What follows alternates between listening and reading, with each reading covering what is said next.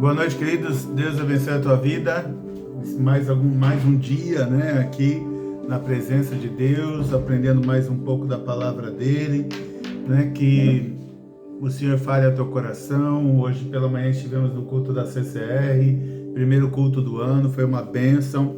Eu disse que não estaria ministrando, mas já ministrei segunda-feira passada e hoje, porque o Senhor tem me dado a palavra. Então, se Ele tem me dado a palavra, eu entendo que é para eu ministrar. Então, nós vamos continuar ministrando aí a palavra de Deus, né? Peço a Deus que vá bem, né?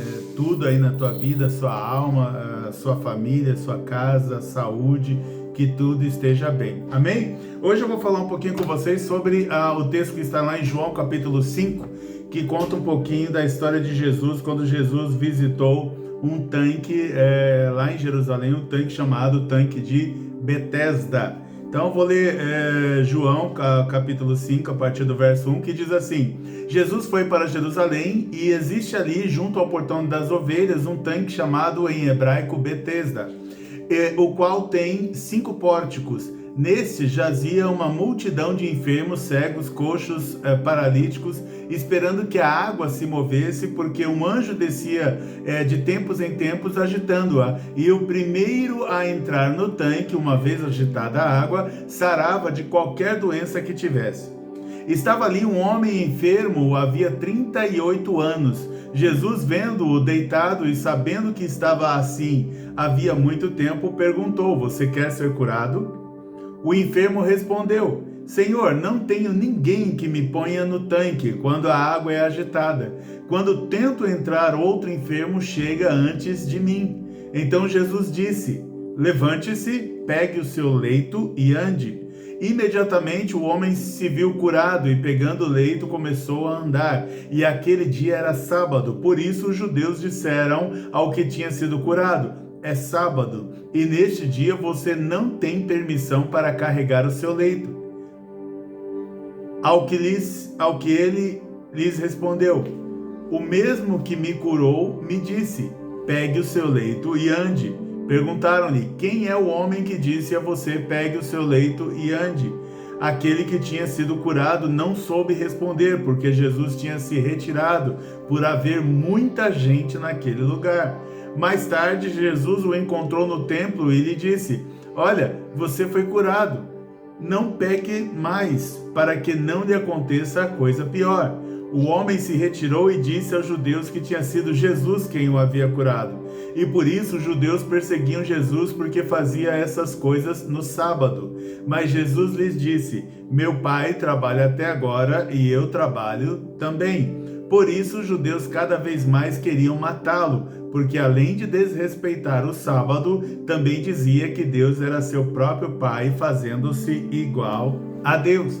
Amém? Então esse texto aqui a gente vai passar por ele, tentar ir um pouquinho mais no detalhe dele, e tenho certeza de que Deus de alguma forma vai falar aí ao teu coração, vai te dar clareza sobre talvez alguma coisa que você perguntou a ele. Tenho certeza de que Deus vai se declarar a você, vai falar contigo, né? Que o Espírito Santo de Deus que está presente neste lugar, que o Espírito Santo de Deus, com a sua graça, a sua verdadeira misericórdia, alcance a minha mente, a sua mente, o nosso coração, e nos faça receber, compreender, entender a palavra desta noite. Amém? Amém? Então, o primeiro versículo diz então que Jesus ele foi para Jerusalém, e diz também que ali existia o portão das ovelhas, um tanque chamado em hebraico Betesda, o qual tem 5 pórticos. Então a ideia, quando você vê a tradução da língua hebraica, da palavra hebraica Betesda, ou Betesda, como alguns dizem, significa casa de misericórdia ou graça. Mas a maior parte dos estudos que nós temos disponíveis sobre este local chamado de Tanque de Betesda, a maior parte dos estudos que nós temos sobre ele diz para nós que, na verdade, esse espaço, este lugar ali chamado Tanque de Betesda, era um lugar pagão. Ou seja, não era um lugar que adorava só um Deus, não era um lugar que adorava a Deus Pai. Jesus, ok, ele está chegando, então não é o caso, mas não era um lugar que adorava somente a Deus Criador. Então era um lugar, por exemplo, que alguns dizem que era um lugar onde se adorava ali um falso Deus. Então nós vamos ver ali um pouquinho que, apesar desse lugar ter o nome de Casa de Misericórdia e Casa de Graça, nós vamos compreender e aprender que não havia naquele lugar misericórdia ou graça, ou pelo menos não havia naquele lugar misericórdia ou graça para alguns. Há quem diga que este lugar ele era dedicado a um Deus de cura e misericórdia, entre aspas, chamado Asclépio, né, que era o deus da medicina ali no meio dos gregos, né, que aqui, pelo que a gente vê, uma tradição grega estava ali no meio dos judeus. Bom, a história ainda diz, aqui a Bíblia ainda diz que naquele lugar havia uma multidão de pessoas enfermas, ou seja, tinha muita gente. E ele dá alguns exemplos, tinha cegos, coxos, paralíticos, e eles ficavam ali naquele lugar esperando que isso acontecia literalmente no lugar, que havia ali um tanque onde tinha água, e a água, uma vez ou outra, ela se movia, ela sabe quando você joga uma pedra na água, a água faz ondas? Então eu não sei como que era esse movimento, mas diz ali que acontecia da água começar a se mover. E eles dizem aqui também no texto que essa água ela se movia porque um anjo descia do céu agitando-a. Aí também não dá detalhe, não dá para saber se eles viam esse anjo descendo ou se o anjo era invisível e mexia na água e eles só viam a água ali chacoalhando. Mas a Bíblia conta que quando esse anjo mexia na água, e por alguma razão eles entendiam que era um anjo, a gente não sabe, o texto não dá detalhe, quando essa água se mexia, a primeira pessoa que entrasse no tanque de água, uma vez que aquela água foi agitada, essa pessoa era curada, e conforme o texto da Bíblia diz, ela era curada de qualquer tipo de enfermidade. Esse texto ele está entre colchetes na Bíblia. Isso significa que ele é um texto que ele não tem em todos os originais da Bíblia, mas que ele foi acrescentado ali em algum momento. Mas consta aqui na Bíblia praticamente universal que nós temos hoje. Então, voltando para o lugar aqui do tanque de Betesda, realmente é difícil acreditar de que era um lugar de Deus. É mais fácil acreditar que era realmente um lugar pagão, quem sabe ali uma seita, quem sabe seja verdadeira essa história de que diz que ali era um lugar onde se adorava outros deuses, ou pelo menos se adorava Asclépio aqui, que era o deus da medicina aqui no meio dos gregos. Então, vou reforçar para vocês alguns critérios de cura bem esquisitos que tinha nesse lugar, que dá a entender realmente que não era o lugar de Deus. Ali eu me refiro ao tanque de Betesda. Primeiro, a água ela era movida por um anjo, mas a gente não sabe qual e nem se era um anjo de Deus. Para você ter uma ideia, como canta aí a Ivete Sangalo, na música lá da Poeira, que ela fala lá que o anjo caiu. Então, qual é o anjo que caiu? O anjo que caiu foi Satanás, e ela é até específica, ela fala o querubim que caiu. Qual é o querubim que caiu? O querubim que caiu é Satanás. Então, mas não estou aqui para falar da música da Ivete Sangalo, mas Satanás, por exemplo, ele era um anjo caído, então a gente não sabe que tipo de anjo mexia aqui, porque não temos esses detalhes. Mas dentro desses critérios aqui para ser curado, somente uma pessoa era curada de cada vez. Meus queridos, quando nós estamos num Deus onde a presença de Deus está ali fortíssima no nosso meio, principalmente para curar, são dezenas, às vezes você vai ver relatos de centenas, e às vezes até mais que isso, de pessoas que são curadas no mesmo culto. Então, não é verdade que alguém precisaria esperar por Deus 2, 3 vezes ao ano, quando ele mexesse em algum lugar para ele curar. Então, aqui, somente uma pessoa era curada de cada vez. E não só isso, né? Somente o mais rápido de todas as pessoas que estavam esperando era curada. Por quê? Porque era quem pulasse primeiro na água, quem pulasse primeiro era curado. Então imagina, pelo jeito aqui, dá a entender o texto que tinha muita gente ali. E aí fica todo mundo prestando atenção na água, ou pelo menos tenta, a maior parte do tempo fica olhando para a água. Olha isso, olha que lugar que ao invés de trazer algum tipo de liberdade, escraviza. As pessoas não faziam mais nada na vida a não ser ficar olhando para a água. Ou seja, aquele lugar paralisou a vida de muita gente que estava ali esperando por cura. Então somente o mais rápido, mexeu, o mais rápido que pular já era, não adianta mais os outros correrem.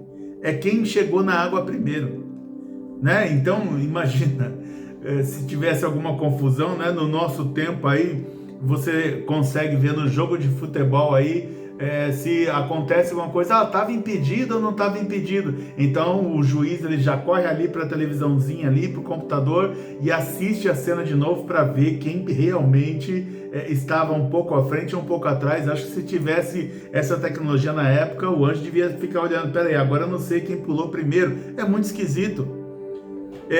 E me parece, então, pode talvez levar a crer que esse lugar que curava, que eles dizem aqui, acrescentado qualquer doença, talvez sejam doenças mais fáceis, mais simples, porque no mínimo a pessoa era a mais rápida entre centenas, talvez, de pessoas que estavam naquele lugar. Então ela estava doente, mas ela conseguia se mover rápida. Então talvez não fosse doenças tão graves, como por exemplo o paralítico, ou quem sabe o cego, até ele ficar ali, me mostra a água. Como é que o cego ia ver? O cego já ia depender de alguém, até se alguém terminar a comunicação, ou então ele combina, olha, você percebeu, me empurra.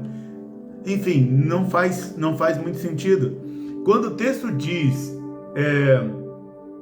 que essa água ela curava então qualquer tipo de doença, com base no que eu acabei de falar, eu desacredito.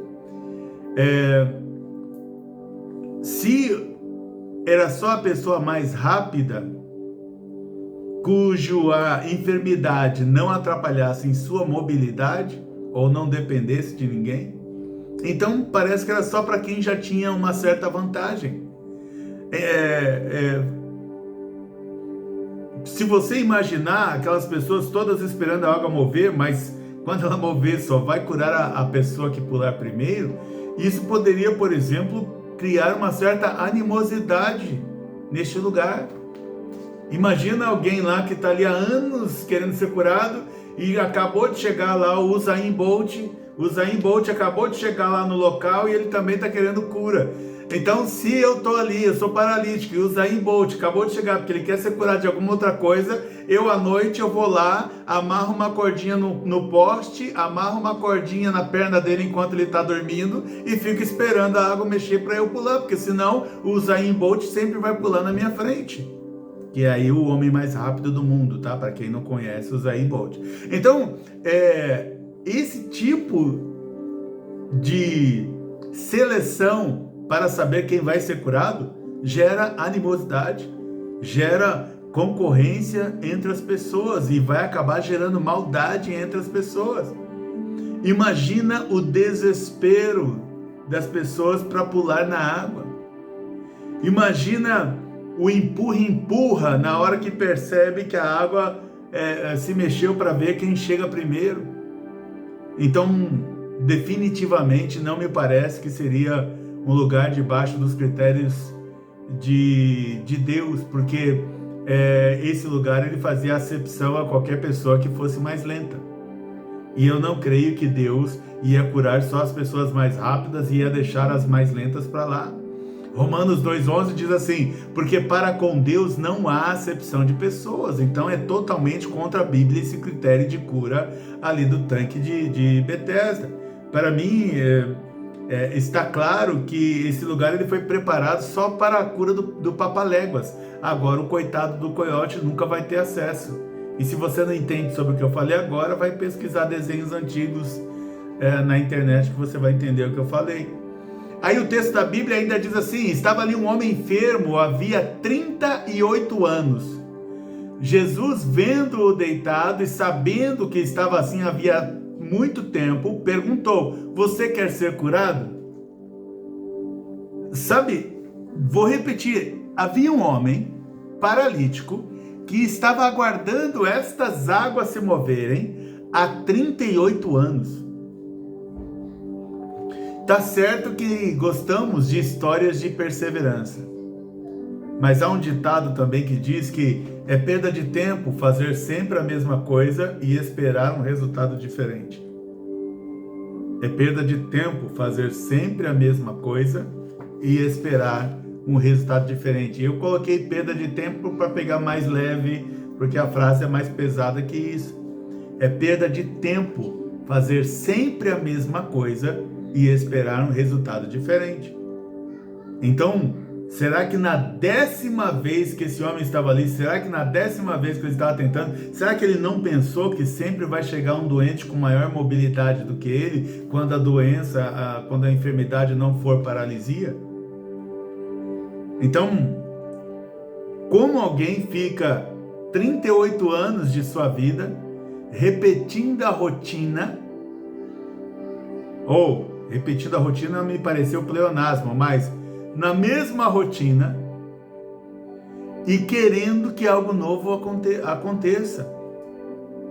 Se a gente faz sempre a mesma coisa, a tendência de vir sempre os mesmos resultados é muito maior do que, infinitamente maior, do que esperar que aconteça alguma coisa diferente. Como acreditar que algo que sempre deu errado, como esse homem poderia acreditar, depois de 38 anos, que algo que sempre deu errado passará a dar certo? Este homem está condenado literalmente a crer em algo que nunca aconteceria, e não aconteceu da forma como ele queria. Ele nunca conseguiu, 38 anos tentando, ele nunca conseguiu pular no tanque na frente das outras pessoas. Ele esperou 38 anos e nada aconteceu e não iria acontecer com ele. Por quê? Porque aquele ambiente, apesar de ter o nome de Betesda, tanque de Betesda, que tem a tradução lá de casa de misericórdia, casa de graça, apesar de ter esse nome, era só um nome, porque aquele ambiente não era de misericórdia ou de graça, só tinha nome disso.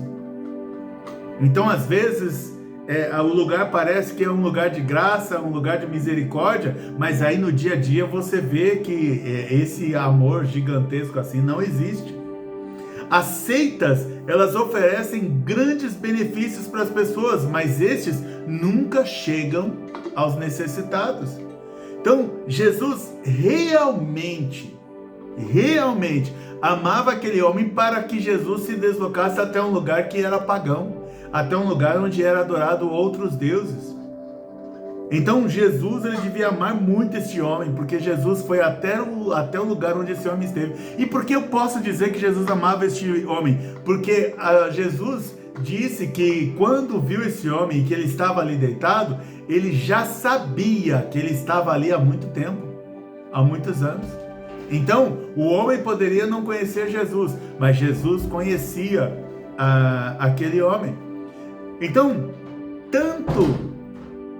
tanto que Jesus ele entrou neste lugar pagão de religiosos, que a gente pode chamar de uma seita que existia ali naquele lugar, espalhado ali em Jerusalém, só para curar aquele homem. Só para curar aquele homem. É como se Deus entrasse hoje no meio do mato, aí tem umas bruxas lá reunidas, e aí tem uma das bruxas que está doente ali, mas a menina ela está enganada, ela acredita ali que a bruxaria vai curá-la. Jesus entra no meio dos bruxos, vai até essa pessoa, cura essa pessoa e ele retira essa pessoa do meio das bruxas. Então o texto diz de forma muito clara que Jesus conhecia, que Jesus sabia que ele estava naquela situação, e Jesus então foi lá literalmente por causa daquele homem. E é interessante que Jesus pergunta para ele se ele quer ser curado. A resposta me parece meio óbvia, e a pergunta me parece talvez sem sentido.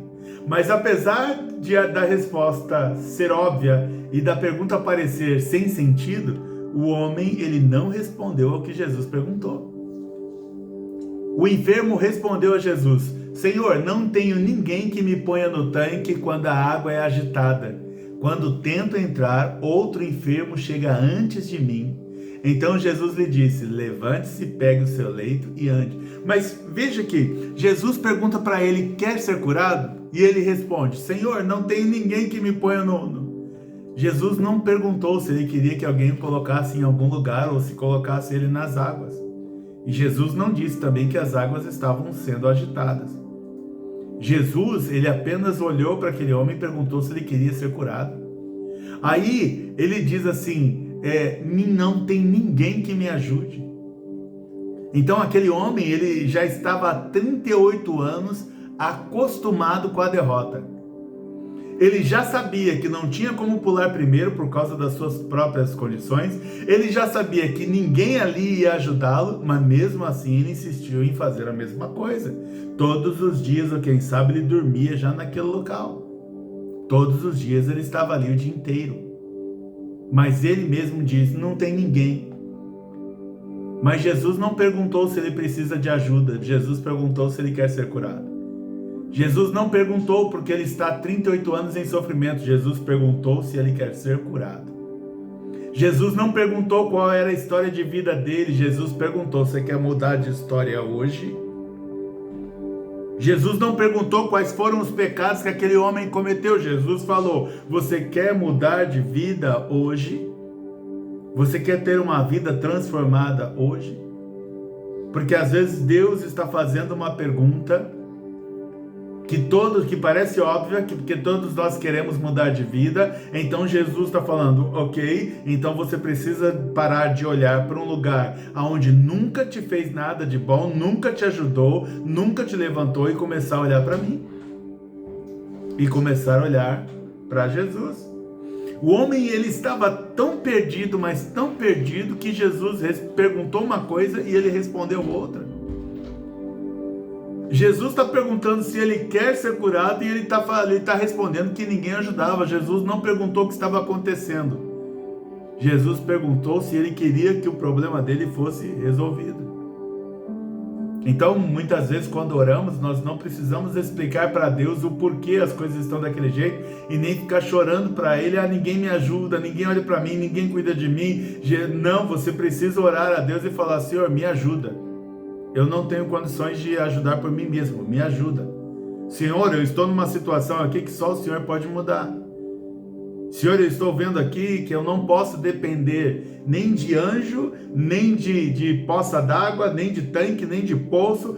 Eu só posso agora, só dependo do Senhor, porque eu já vi que nada do que está aqui nesse ambiente, nada do que está aqui no mundo consegue me ajudar. Então talvez a nossa cura esteja em olhar para algo, às vezes até para trás, porque se eu estou com um tanque na minha frente, ele não está me ajudando, então olha para trás. Às vezes Jesus já está aí do teu lado querendo te ajudar, mas te ajudar de uma forma diferente, não da forma como você planejou. E assim a gente também faz todos os dias. Nós sempre dizemos que estamos do jeito que estamos porque ninguém nos ajuda, e Deus, ele não gosta que a gente fique chorando essas coisas. Nós temos uma tendência muito clara de colocar a culpa nos outros. Nós temos uma tendência muito clara de colocar a culpa nos outros. Isso começou lá desde Adão. Quando Adão falhou, ele falou: não, Deus, foi a mulher que o Senhor colocou aqui. Aí foi falar com a mulher: não, Senhor, foi a serpente que o Senhor colocou aqui. Aí foi falar com a serpente: não, Senhor, aí não tinha mais ninguém para acusar, né? Só tinha eles. Mas já ali já começou a brincadeira do passo a passo 3 vezes, lá que você vai repassando a culpa para outra pessoa. Repassando a culpa para outras pessoas. A questão é, às vezes não é se alguém me ajuda, e sim se eu me posicionar espiritualmente. 38 anos não foi o suficiente para entender que estava no lugar errado. Eu nunca falei desse jeito, porque eu não falo sobre religiões, denominação, mas você está no mesmo lugar sofrendo há tantos anos, não é uma indicação de que alguma coisa está errada? Você está no lugar com a expectativa de alguém te ajudar, as pessoas veem a tua situação e nunca te ajudam, ao contrário, elas vão até te atropelar, porque elas querem ser abençoadas primeiro que você. Não tem alguma coisa errada? Então o errado não é o ambiente, o errado somos nós que permanecemos num ambiente que não está nos trazendo cura. Ao contrário, a enfermidade com que chegamos no ambiente, a enfermidade ela perpetua, ela continua. Isto também é errado. Isto também é errado. Então Jesus ignorou o que ele disse e declarou: levante-se, pegue o seu leito e ande. Jesus está falando, o que você precisa não tem nada a ver com outras pessoas. O que você necessita não tem nada a ver com o que os outros fazem ou deixam de fazer por você. O que você precisa é que eu libere uma palavra a teu favor. É isso que Jesus está dizendo. O que você precisa literalmente é de Jesus e não dos outros. E a Bíblia diz então que imediatamente o homem se viu curado e pegando o leito começou a andar, e aquele dia era sábado. Por isso os judeus disseram ao que tinha sido curado: é sábado e nesse dia você não tem permissão para carregar o seu leito. Depois de 38 anos esperando, em apenas alguns minutos de conversa com Jesus, aquele homem foi curado. Então talvez você esteja direcionando a tua fé na direção errada. E que se você colocar a tua fé na direção de Jesus, em minutos você tem uma vida transformada. Agora, me parece que Jesus também fez de propósito quando ele pediu para aquele homem pegar o seu leito, ou seja, ficar com a maca na mão, porque era um sábado, o judeu não podia fazer nada. Não podia carregar nada, não podia limpar a casa, não podia levar uma caixa de um canto da sala para outro, não podia arrumar o sofá de um lugar, ele não podia fazer nada. Os comércios tinham que ficar fechados, é o dia do descanso, não podia fazer nada. Ele não podia fazer nada. E aí Jesus, sabendo disso, pede para o nosso amigo aqui de 38 anos, pede para o nosso amigo: pega a sua maca e ande. Jesus podia falar para ele só: levante-se e ande. Mas Jesus não precisava falar para ele: pega a sua maca e ande. Por isso que eu acho que quando Jesus disse para ele: pega a maca e ande, eu creio que Jesus fez de propósito. De propósito. De propósito que ele pediu para aquele homem segurar o leito nas mãos num dia que não podia. Quando as pessoas são religiosas, importa mais a forma do que as pessoas. Os homens ficaram indignados ali de ver aquele homem andando, carregando a maca, mas você não vê ninguém comemorando que aquele homem era paralítico e agora está andando. O problema ali, o que salta aos olhos do religioso, não é o milagre que Deus fez, mas como foi e quando foi que ele fez. Eu estou lembrando aqui, e aí o religioso odeia esse tipo de conversa, mas aconteceu. Tá? Aconteceu. Eu, quando eu era criança, devia ter por volta de 6, 7 anos, mas eu me lembro. E eu levantei naquele dia com muita febre, passando mal, e fiquei sentado no sofá ali, passando muito mal. E meu pai não estava em casa, eu lembro que a minha mãe estava em casa, e então chegou, se eu não me engano, eu não vou tentar lembrar aqui, mas chegou alguém e disse para minha mãe assim, a gente tinha uma vitrola, eu tinha 7 anos, gente, na época era vitrola, pesquisa na internet, você vai saber o que é. Aí tinha uma vitrola em casa, e uma irmã chegou em casa, conhecida do meu pai, chegou em casa, eu lembro que era uma mulher, e ela falou para minha mãe: coloca o hino tal e deixa tocando na vitrola e coloca um copo de água do lado da vitrola enquanto está tocando. Quando terminar de tocar este louvor, este hino, dá o copo de água para ele que ele vai ser curado. E aí minha mãe colocou lá a música que é exatamente o hino que a mulher falou para minha mãe, que tinha o disco em casa. Minha mãe colocou, quando terminou de tocar aquele hino, ela me deu o copo de água. A única coisa que eu me lembro é que depois ela está comentando: nossa, você viu? Ele está correndo pela casa inteira e não para. Ele foi curado. Eu fui curado. E como a minha mãe usou a fé? Ela colocou um copo de água ao lado de alguém que estava adorando a Deus. E ela cria que por causa daquela adoração a Deus, de alguma forma Deus iria tocar naquela água e eu ia beber daquela água e eu seria curado. E eu fui curada. Agora, talvez você fique indignado e dizer assim, mas que absurdo ser curado com um copo d'água. Não, você deveria estar feliz porque eu fui curado. E fui curado em nome de Jesus, não foi em nome de nenhum outro Deus. Eu fui curado porque Jesus me tocou. Eu fui curado porque Jesus de alguma forma me tocou.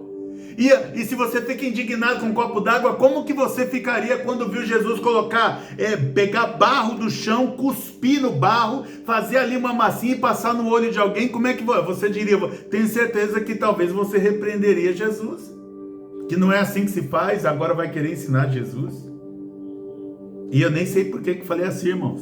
Talvez algum desavisado vai ouvir essa ministração aí e precisa ouvir exatamente desta forma, mas o fato é, tem um homem de pé e as pessoas prestam mais atenção em como e quando.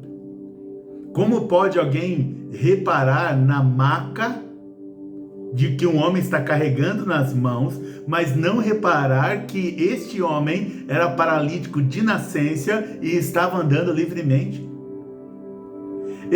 Eu vi uma ilustração, e não vou falar da onde, para não dar spoiler, porque muita gente tem assistido, mas eu vi uma ilustração lá da mulher do fluxo de sangue. É apenas uma ilustração, não está nesse contexto na Bíblia. Mas toda pessoa, toda mulher que tivesse um fluxo de sangue constante, essa mulher então ela se tornava impura.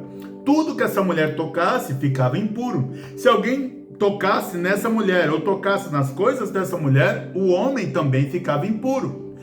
Quando o homem tocava ali, ele tinha que então fazer um ritual de purificação. Ele se exulava, ia tomar banho, lavava as roupas e ele tinha que fazer um ritual de purificação até ao entardecer. Então eu vi esses dias uma cena que essa mulher do fluxo de sangue, ela está ali para tentar ganhar um dinheiro, está lavando roupa. Isso não está na Bíblia, tá? É só para você entender. Está lavando a roupa e ela chega pro cliente dela, ó, sua roupa está lavada. O cliente, puxa, que joia, você foi muito rápida, toma aqui o teu dinheiro. E quando ela pegou o dinheiro, esse homem olhou para a sandália dela e viu que dela estava pingando sangue.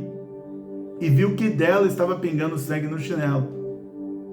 E aí esse homem diz, puxa vida, você é uma impura, sai daqui do nosso meio, você não devia estar no meio das pessoas, saia daqui agora. E ele então vai para a tenda e fala para a esposa dele, olha esposa, eu estou impura, agora eu vou ter que passar o dia inteiro lá em consagração, me purificando, e à tarde eu volto, porque eu toquei aqui numa impura. Aí a moça diz para ele, realmente o senhor vai ter um dia muito difícil, eu te peço perdão por isso. Agora presta atenção, ela está falando que aquele homem vai ter um dia, o religioso, vai ter um dia muito difícil. Agora, quantos dias tem dentro de 12 anos que aquela mulher carregava a enfermidade? O religioso, ele olha só para si. Ele quer cuidar só de si. Ele se importa só com o conhecimento dele. Ele se importa mais com a lei. Ele se esquece da graça. Ele se importa com a lei, mas se esquece da graça. E aí, essa história que eu contei que não está que parte dela não está na Bíblia, é mais ou menos isso, assim, o cara está preocupado porque ele vai perder um dia da vida dele, mas ele não se importa com alguém que está sofrendo há 12 anos da sua vida. Então, Jesus, as pessoas poderiam dizer assim, Jesus, não entra aí é um templo pagão, mas Jesus, ele estava mais preocupado com a vida que estava dentro do templo pagão do que qualquer outra coisa. E aí perguntaram para o homem, falaram assim, quem foi? Porque está falando assim, aqui é um dia que você não pode carregar. E o texto diz assim, ao que eles respondeu, o mesmo que me curou me disse, pegue o seu leito e ande. Mas ele está falando a verdade, ele está entregando Jesus, mas ele está falando a verdade, porque Jesus falou para ele, pegue a sua maca e ande. Então ele obedeceu, ele pegou ali a maca, o leito dele e saiu andando. E aí perguntaram-lhe, quem é o homem que disse a você, pegue o seu leito e ande? e ele diz, aí o texto diz, aquele que tinha sido curado não soube responder, porque Jesus tinha se retirado por haver muita gente naquele lugar. É interessante que havia muita gente naquele lugar, mas Jesus só curou um. Gosto muito quando as pessoas estão confrontando Jesus de que os judeus são melhores, e aí Jesus diz, olha, se vocês se lembram no tempo lá do profeta, quando teve fome, muitas viúvas passavam fome, mas Deus socorreu uma viúva estrangeira, a viúva de Sarepta, de Sidom. Então, assim, Jesus entrou num lugar que ele não deveria entrar. Ele entrou por causa de uma pessoa, porque havia uma pessoa ali que ele queria curar. Então, os homens religiosos não conseguiam ver o milagre que estava diante deles. Eles verdadeiramente estavam cegos para a verdade. O lugar pagão, mas estava cheio de judeus querendo que a lei se cumpra. Agora, como cumprir a lei se eles mesmos estavam quebrando a lei de Deus em um lugar pagão onde se adora outros deuses? Por isso que Jesus chama os religiosos de hipócritas. Pregam o que não seguem. Não dá para dizer que não sabiam que aquele homem era paralítico. Aquele homem estava ali, você já ouviu dizendo muitas vezes, aquele homem estava ali há 38 anos. Não tem como você frequentar um lugar, até quando você trabalha no centro da cidade, que você vê centenas de pessoas, você sabe onde fica sentado cada pessoa paralítica no centro da cidade. Você sabe aonde dorme cada mendigo. Porque de tanto você passar ali, você sabe, você conhece. Como que esses homens estão vendo um paralítico que está ali de nascença há 38 anos e agora ignoram o fato daquele homem estar andando? Ignoram o fato daquele homem estar andando. Então, ou seja, eles sabiam que era paralítico, mas o religioso não consegue enxergar milagre de Deus. Mais tarde, Jesus o encontrou no templo e lhe disse, olha, você foi curado. Não peques mais, para que não lhe aconteça coisa pior. O homem se retirou e disse aos judeus que tinha sido Jesus quem o havia curado. É interessante que Jesus, em boa parte das pessoas em que ele tocou, ou que ele livrou, que ele curou, ele sempre pede para as pessoas, não peques mais, para que não lhe aconteça coisa pior. Ele está dizendo literalmente, eu estou te dando não só cura, mas eu estou te dando um livramento de morte. Eu estou livrando você da morte. E se você continuar no pecado, este pecado vai voltar o caminho da morte para a tua vida. Mas se você mudar e se converter do teu mau caminho, então o seu caminho permanecerá com vida, assim como foi gerado vida neste momento que você recebeu a cura. O homem se retirou e disse aos judeus então que tinha sido Jesus. Ou seja, nada é por acaso. Jesus ele fez questão de se encontrar com aquele homem de novo. Jesus não quer só curar o homem prioritariamente, mas Jesus precisa ser reconhecido por aquele homem, isto porque a cura não salva, mas Jesus sim. Mais importante do que aquele homem ser curado era ele saber quem o curou, Jesus. Hoje nós vemos vários testemunhos que quando a gente conhece um pouquinho de Deus, e eu não conheço quase nada, conheço um pouquinho de Deus, você já vê que quem curou foi Deus, mas a pessoa então dá crédito a outra pessoa. Ela vai dizer que quem curou ela foi a ciência, mas você vê claro que foi a mão de Deus. Alguns vão dizer que quem me curou foi São Judas Tadeu, mas você sabe que São Judas Tadeu morreu e que ele não era são, e que ele era um homem pecador como eu e você, e que quem curou mesmo foi Jesus, mas a pessoa diz que foi São Judas Tadeu. Então, Jesus, além de curar, ele quer que você saiba que quem faz isso pelo ser humano é ele. Jesus também fez questão que os homens soubessem que ele havia curado, e não o tanque de Betesda. Então, quando esse homem está lá, ele está falando assim, você pulou nas águas? Não, não pulei nas águas. Alguém te jogou nas águas? Ninguém me jogou nas águas. Você conseguiu chegar nas águas primeiro? Não cheguei nas águas primeiro. Então, o anjo tocou em você ao invés de tocar? Não foi anjo nenhum. Quem te curou, quem me curou foi Jesus. Ele sabia que quem o havia curado depois de 38 anos era Jesus. E por isso que a Bíblia diz que nós devemos dar glórias a Deus. Dar glória é você acreditar o bem que te aconteceu a Deus. E esse homem está acreditando que o que aconteceu a ele foi Jesus quem fez. Jesus queria deixar bem claro que foi ele que pediu para o homem carregar a maca. Então Jesus estava chamando toda aquela responsabilidade, tanto de curar no sábado, como de carregar uma maca no sábado, para ele. Jesus queria deixar bem claro que uma pessoa necessitada é mais importante que o dia de sábado. Uma pessoa necessitada é mais importante do que um dia em que eu possa descansar. É por isso que os judeus perseguiam Jesus, porque fazia essas coisas no sábado, diz o texto. Mas Jesus lhe disse: meu Pai trabalha até agora e eu trabalho também. Então Jesus ele vai explicar que ele é maior do que o sábado. Marcos 2, 23, 28 diz assim: ora, aconteceu atravessar Jesus em um dia de sábado as searas e os discípulos ao passarem colhiam espigas. Advertiram-no os fariseus: vê, porque fazem o que não é lícito aos sábados? Mas ele lhes respondeu: nunca lestes o que fez Davi quando se viu em necessidade e teve fome, ele e os seus companheiros, como entrou na casa de Deus no tempo do sumo sacerdote Abiatar e comeu os pães da proposição, os quais não é lícito comer, senão aos sacerdotes, e deu também aos que estavam com ele?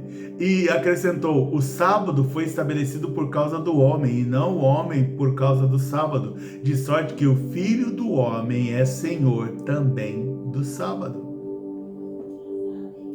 Quando um ritual se torna mais importante que a vida de um ser humano, então temos algum problema.